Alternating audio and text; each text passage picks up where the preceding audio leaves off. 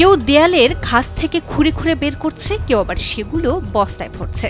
অনেক বস্তা ভরানো এই যে সাদা সাদা কাগজ দেখছেন, এগুলো শুধু কাগজ নয়, পাথরের খাঁজে খাঁজে জমে থাকা লাখো ইসরায়েলিদের আশা, আকাঙ্ক্ষার গোপন সব আর্জি। কেউ হয়তো চান লটারি জিততে, কেউ চান মনের মানুষ, আর কেউ হয়তো স্রেফ শান্তি।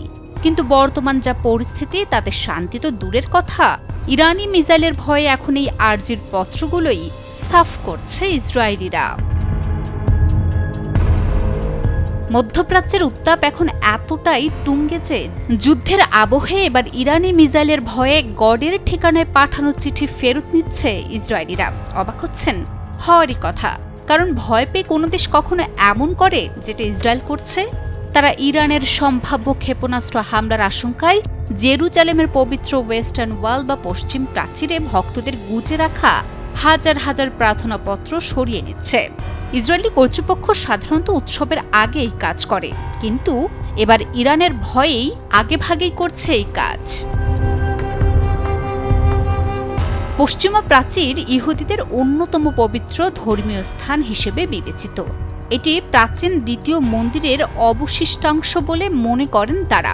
বিশ্বের বিভিন্ন দেশ থেকে ইহুদি ধর্মাবলম্বী সহ অন্যান্য ধর্মের মানুষও এখানে এসে ছোট ছোট কাগজে তাদের প্রার্থনা, আশা বা ব্যক্তিগত ইচ্ছা লিখে প্রাচীরের ফাঁকে রেখে যান। সাধারণত রোশ হাসানা বা পাস ওভারের মতো উৎসবের আগে এই চিঠিগুলো সযত্নে সরানো হয়। পরে সেগুলো ইহুদি ধর্মীয় রীতিনীতি অনুযায়ী জেরুজালেমের মাউন্ট অফ অলিভস এলাকায় সমাহিত করা হয়।